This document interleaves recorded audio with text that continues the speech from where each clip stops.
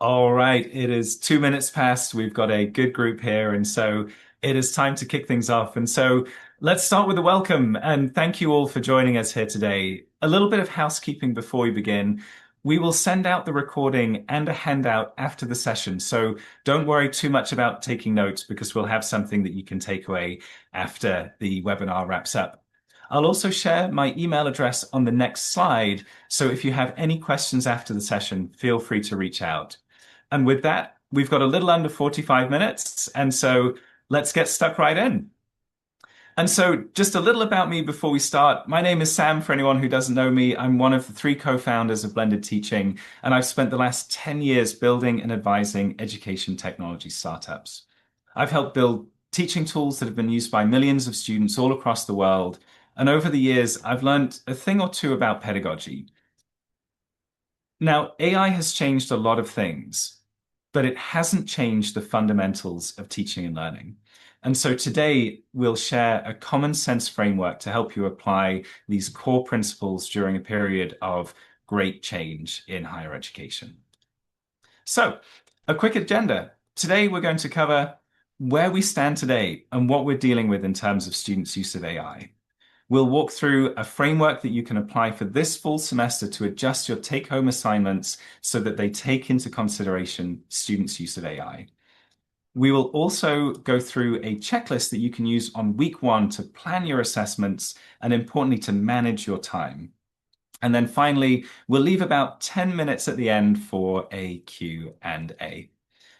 So let's kick things off with part one. Where do we stand today? So what are we dealing with here? Well, I'd argue that we've been dealing with a version of this problem for well over a decade. In the days before AI, test banks would leak, answers would end up on Chegg, solution manuals would be shared online or with fraternities. You'd change the numbers on your assessments, someone then posts the new numbers, and the cycle repeats. And this spring semester, I spoke to an instructor who told me that scores kept improving, but the conversations they were having in classes told them otherwise. So there's this big gap between the gradebook and what's actually happening in class. And what recently happened at Brown University is a perfect example of this. An instructor has a take-home midterm and an in-class on-paper final. Out of 59 students, only 2 students came within 10% of their midterm grade on their final exam. And so I would argue that the gap between the gradebook and the room was already there. AI didn't create this problem. It just industrialized it. And so I want to start with a couple of important data points. And the first is that almost all students are using AI in their learning. A 2026 Digital Education Council survey with over 45,000 responses found that 88% of students were using AI in their learning, but 57% of them said that guidance on use of AI in their classes was inadequate. So making sure students are clear on when and how to use AI is critical. And we'll dive a little bit deeper into what to do here later on. Now, the second, I'll call it a data point, but the second bit of context that I think is helpful here is the shift in the accreditation language. Accrediting bodies are catching up with students' use of AI and industry's use of AI. They're starting to acknowledge the need to evolve standards so that it's keeping pace with increased use of AI tools in the workplace. And so the AACSB accreditation language is shifting towards a focus on responsible and ethical use of technology, emphasizing judgment, critical evaluation, and application over mastery of specific tools and platforms. So basically, this is accreditation language for grade the critique, not the output. So having seen those data points, you'll likely be wondering what it all means for assessment design. And so let's talk about the elephant in the room. Any work that students do outside of a supervised room is not AI proof. There is no silver bullet, and I have some questions for anyone who suggests that there is one. But what we can do is adjust existing assessments so that they more effectively measure students' ability, taking into consideration their use of AI tools. And well, the semester starts in 2 weeks for many of you, or less, 3 weeks for some. So let's be realistic here. You're not going to be doing a full redesign of your course. It's just not feasible with such a tight time frame. Instead, what we're going to do here is walk through about 5 changes under an hour each, most to documents you've already written and to assessments you've already prepared. And within these changes, there are 3 core buckets that your assessments will be grouped into. Assessments where AI use is visible, assessments where AI use is irrelevant or ineffective, or assessments where the use of AI is the point and the thing that's being graded is the critique. So, to help us figure out which assessments fit into which buckets, we have a couple of additional directional points of information here. Now, I know that everyone watching this, or almost everyone watching this, is in the disciplines of finance or real estate. So let's take a look specifically at what's happening in these areas. So first thing to just acknowledge up front, no surprise, AI models got a lot better. In 2023, researchers gave GPT-4 practice CFA exams and it failed. But in 2025, 23 models were tested on CFA level 3, and the best score achieved was 79%. So we went from AI failing to passing level 3 in 2 years. And I can guarantee AI models have gotten a heck of a lot better since 2025. Progress here is moving fast. And so there is a caveat to this that's important to flag here. AI models got better at some things a heck of a lot more than others. Now, AI got very good at answering questions, but it's still very bad at doing things like building models. So where does it excel? Conceptual multiple choice questions, probably no surprise to many of you in this room. Definitional and recall questions, again, probably no surprise. Anything related to structured essay prompts, it's going to do well at. Formula construction, actually it's getting an 88% pass rate here. And for presentation and formatting, it's hitting 80%. But here's where it still breaks. Numerical accuracy. When asked to build models in Excel, these models are getting the numbers right only about 63% of the time. It writes a formula that looks correct, but often produces wrong answers. And in fact, it got the worst results on DCF and LBO in a benchmarking study. Now, these are the types of models where every number feeds the next. And so one early mistake ruins everything after it. And in fact, on one graded DCF task, the best model met only 2 of 10 of the requirements, and it skipped beta and most of the cost of capital. Basically, it produced a valuation without working out the rate it valued it with. And in a practitioner test in June, AI models were fine at getting a model 60% built, but they were not to be trusted to finish it.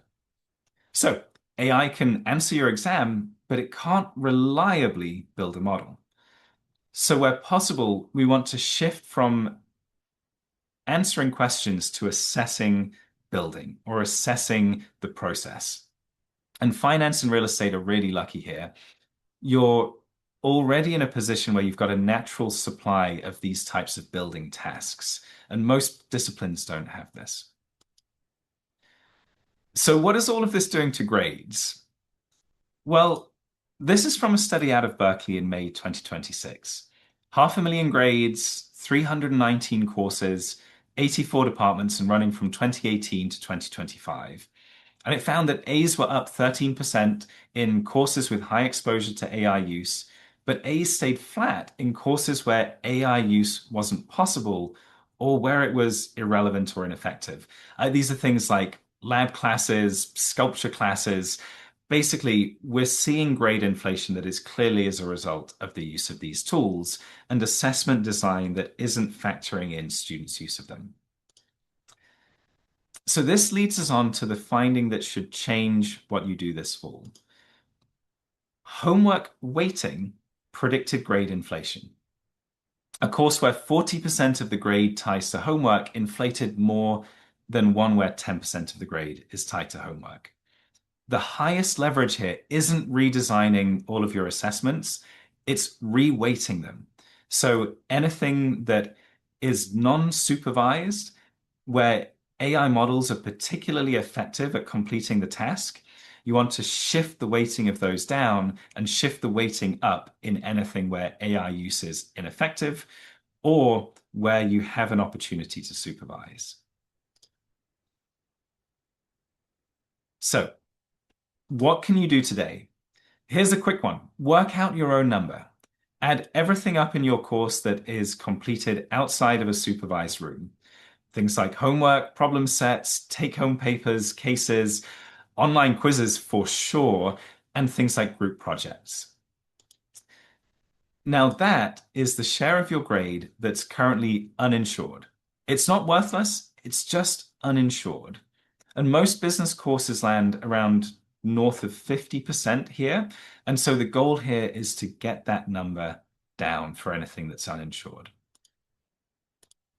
So let's take a look at what you can do over the next couple of weeks to adjust your existing assessments. So here's the 3-lane triage, the framework that we recommend.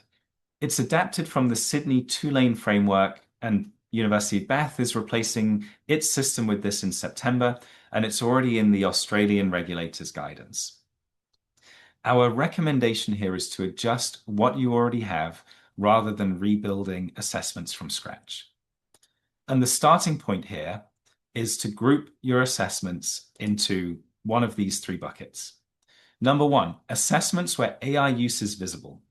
This is where we shift from assessing the output to assessing the process. Number 2, assessments where AI use is unhelpful or ineffective, like working on financial models. These are going to be the ones where AI tools reliably. Not always, but you're going to see reliable failing, and that is going to adjust the weighting and students' behavior. And finally, assessments where AI use is required, where it's the point to use AI tools. And the shift here is from grading an output to grading a critique. Now, there's no amber light with this.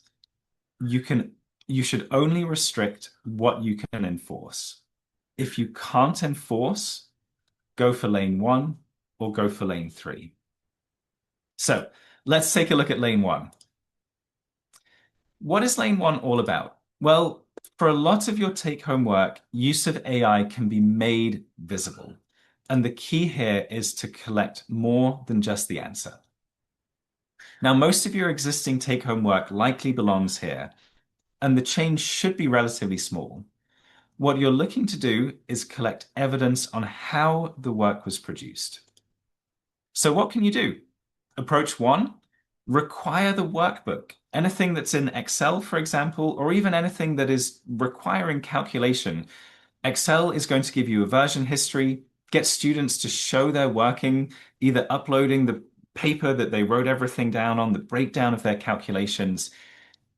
If you've got the working, you've got the process, you're able to measure that and see if students have done the work themselves or if they've just handed it off to an AI tool. And that is a quick win that can be really helpful. Approach 2, require students to submit a build note. A roughly 150-word written submission submitted alongside a built piece of assessment, like a model, for example, is a really powerful way to measure students' understanding of what they've built and quickly gauge whether or not they have actually been the one to build it.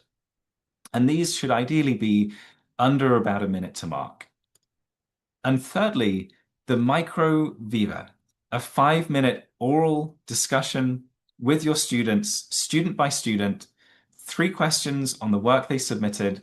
And if possible, we recommend doing this in class while students are working on other things. Now, some examples here of microviva questions that work well. Walk me through the cell that drives your exit cap rate. Your DSCR is 1.28. Show me which two line items I'd have to move to break your covenant.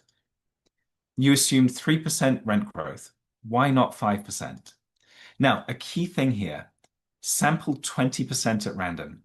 Announce that you'll do this in advance, and you will shift the behavior of the entire class without having to go through this process for every student for each one of these assessments that you apply this for. And really, it's quite simple. Students, no one wants to be picked out and not be able to comfortably answer questions that you have for them. That social interactive pressure is going to go an awful long way to drive that behavior. Let's dive a little bit deeper into the build note, as this is the key one that we recommend taking a look at. Our recommendation here is to keep it simple. Require a short written submission, as I say, around 150 words, work great, and ask a small set of questions that measure students' understanding of the work they've submitted. For example, which 3 assumptions did you change last and why? Which input, if it was wrong by 10%, changes your recommendation? And we recommend grading this on a 0, 1, 2 ratio basis. Students get a 0 if they didn't submit or if they wrote something generic that couldn't describe the model. 1 if they named their assumptions but couldn't explain what depends on them. And 2 if they named specific assumptions and correctly identified which input would change the recommendation. So ideally, again, should be around a minute to mark each one of these. Still a lot of work for large classes, but we're starting to get a little bit more into the realm of manageable. And bear in mind, this doesn't need to be for every single assessment.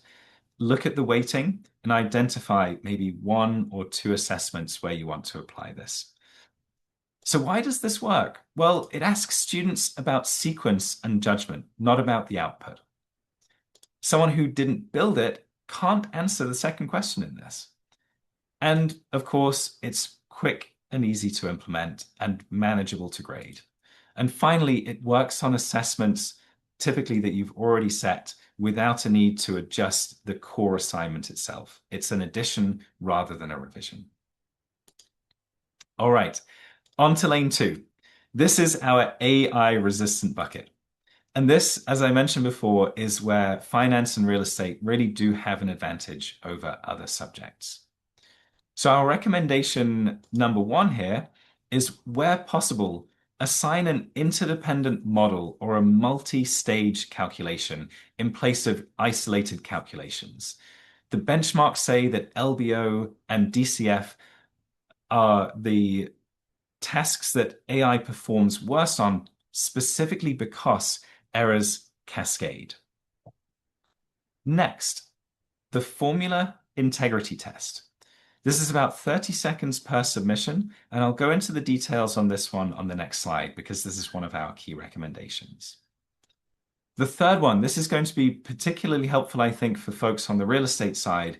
Use local or proprietary data where available. A property in your metro, a scanned offering memorandum, last quarter's comps. There's no training data. There's nothing to retrieve, and one offering memorandum could give you a semester's worth of material. Now, finally, assess or build or design or tweak assessments that measure students' judgments under conflicting constraints. Give them a problem that doesn't have an answer. For example, the seller wants 8.2 million, the lender won't let you borrow that much, and your investor needs a 15% return.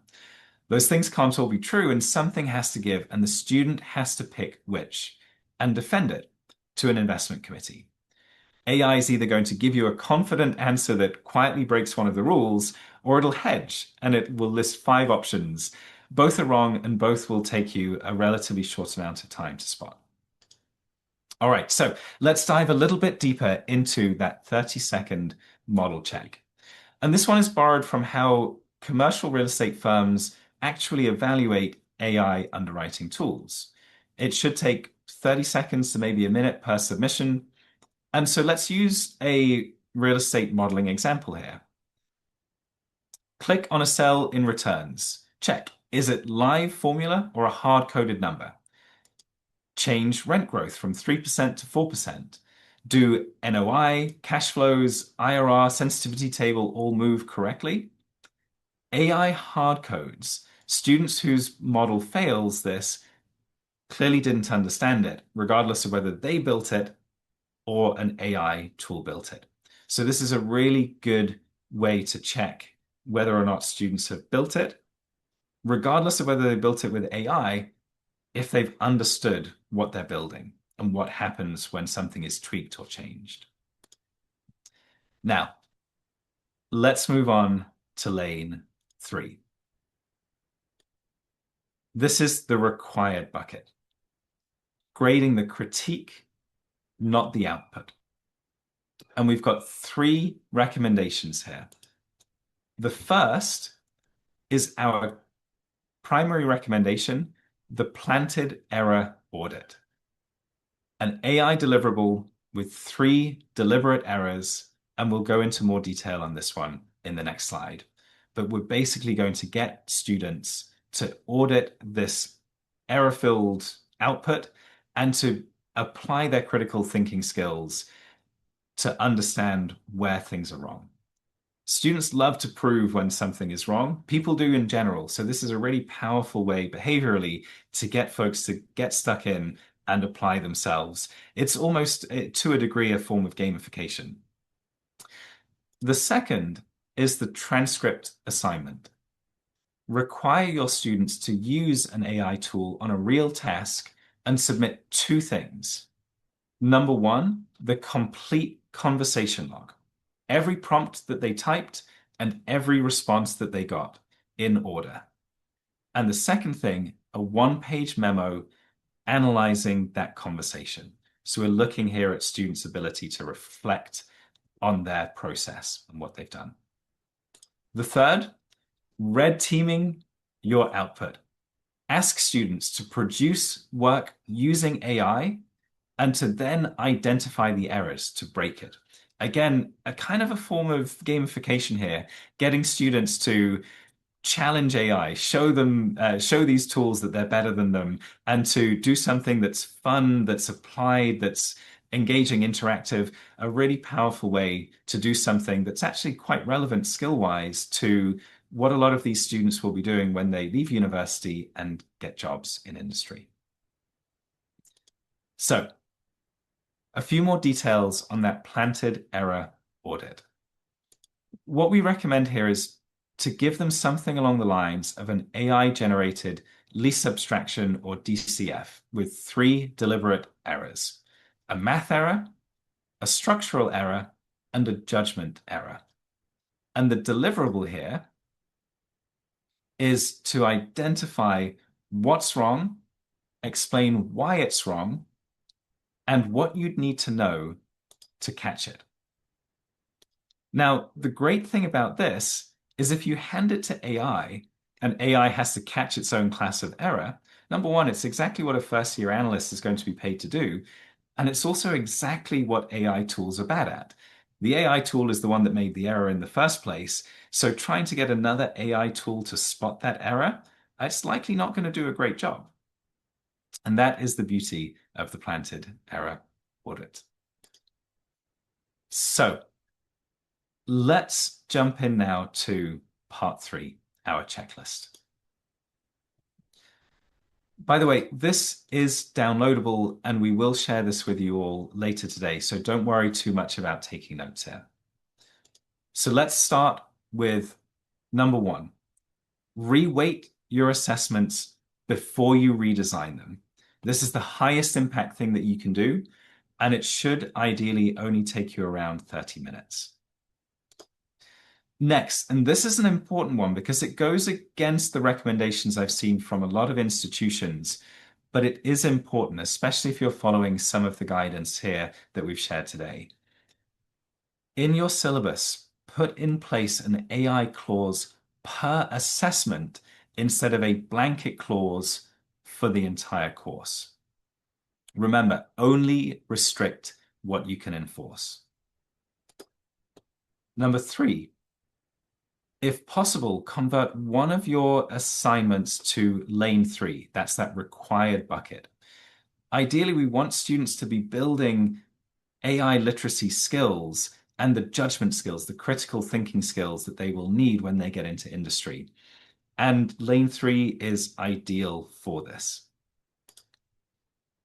Number 4, require one process artifact, ideally on your biggest or highest weighted take-home assessment. A version history, the written out calculations step by step, or ideally the build note will work really well here. Then you're able to assess both the output, but more importantly, the process, and do that with something that is heavily weighted in terms of your take-home assignments. And then finally, plan out anything that you can supervise now so that you know when those checkpoints are. The micro viva is likely the lowest lift here. Those 5-minute conversations with students in the classroom, if it's an in-person class, over Zoom, if it's online, that's going to be the lowest lift most likely. Some of you may be able to use proctoring tools, though there are some caveats to that, and that's certainly something that we can dive into in a little bit more detail. But my recommendation here is if you only do one thing from this checklist, do number 1. If you have a bit more time, do number 1 and number 4, and you've covered most of your exposure for under an hour of work. All right. So, 3 things to take with you. So we've got a quick summary here before we move on to the Q&A. So it looks like we'll probably wrap this up around about 5 minutes early, which is great. We can either give you a little bit of time back or we'll have more time for the Q&A. But I'll get stuck in with takeaway number 1, the lanes. Bucket your existing assessments into the 3 lanes: visible, resistant, and required. Start by sorting what you have rather than rebuilding or building something from scratch. Second, work through the checklist. It's 5 items in total. It should be around 3 hours, and item 1 is going to do most of the heavy lifting here. Unfortunately, it's one of the fastest things that you can do. And the third thing, look, I'm just going to say it, it's the honest version. You can't make take-home assessments AI proof. That is just a thing that doesn't exist. But what you can do is adjust them so that your take-home assessments more meaningfully measure students' skills and their understanding. Now, just very quickly before we move on to the Q&A, I wanted to share a quick note for you all on blended teaching. Now, for any of you who don't know blended teaching, we are a platform that builds video textbooks, assessment tools, and a paper exam autograder for finance and real estate classes.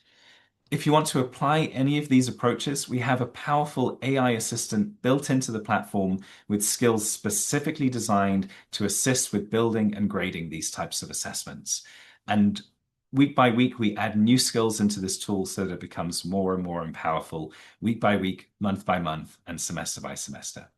There's a link and a QR code to the site on the next slide for any of you who are interested. So reach out to me directly or to Dan, or hit the link or scan the QR code, and we are on hand to share more information with you if you're interested. And with that, let's jump in to our questions. So I will open up to the audience here and pull up my Q and A. And here we are. It's a really good first question that I can see here. What if the students generate the build note via AI? It's a really good question. I think there are a few different elements to consider here. Number 1, just to give you again that frank truth about this, students likely will do this. It'll be a mix. Some students will and some students won't. And for some, you'll be able to spot when something is AI generated. That doesn't necessarily mean that you'll be able to prove it, but you will be able to spot it. Now, I've just got a little bit of a glitch here on my screen. My apologies for this. The other thing that I would note here is students are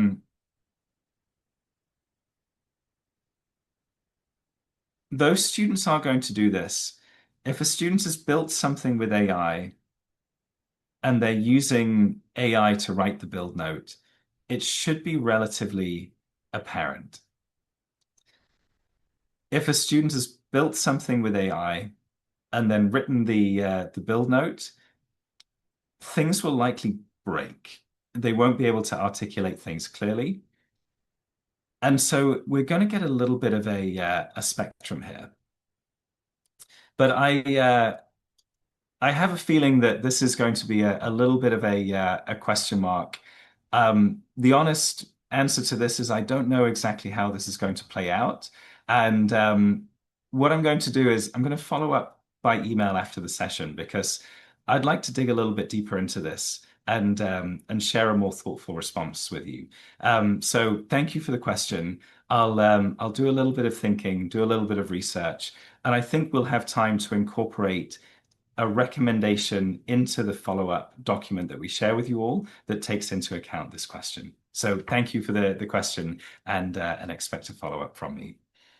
From Elaine, we've got a couple of questions here. Has there been any research on how students are reacting to oral questions? I'm concerned that this will be negatively accepted by students and could impact evals. I think the short answer to this is I'm not aware of any specific research on students' receptiveness to oral questions. What I have observed, and this is anecdotal, so please do take this with a pinch of salt, is that there is very much a shift in this direction. A lot of instructors I've spoken with are moving in this direction, and I've seen a flurry of new education technology companies and existing education technology companies launch tools that are specifically intended to help with grading of these types of activities. And so it's the direction of travel. There will likely be some students who push back on this, but I think it's yet to be determined how students are going to land on this one. My general sense on this is students tend to get frustrated and tend to complain when something feels clunky, irrelevant, repetitive, pointless, or disengaging. But if something is meaningfully assessing their ability to do something and creating the right kind of incentive structure for them to do meaningful work, it tends to be positively received. And so, as long as these are well structured, and importantly, that the communication about the expectations are clear, I would expect that generally the response shouldn't be negative here. But that is entirely anecdotal, and a big part of that is my opinion rather than data driven. And so please do take that with a big pinch of salt. Now, Elaine, you've got another question here, which is a particularly interesting one. Are there any resources out there to help grade written work? 1 minute per assignment is still 150 minutes of time if you've got 150 students. Yes, that is absolutely brutal. And if you're doing that for multiple assessments across a semester, that is going to get pretty extreme. Now, I do have some good news here. There are some tools available that do help with this. In particular, our paper exam auto grader tool, which is a free tool that can be used in any classes, does have a written response grading functionality within it. So in addition to multiple choice questions, you can ask questions where students are required to show their working, and have AI do the bulk of the work in that grading. It still needs reviewing. There still needs to be a human in the mix, checking, reviewing, auditing that work. But the idea here behind this tool is to take that amount of time meaningfully down that you would need to spend on grading those tools. There are certainly others out there that can help with this.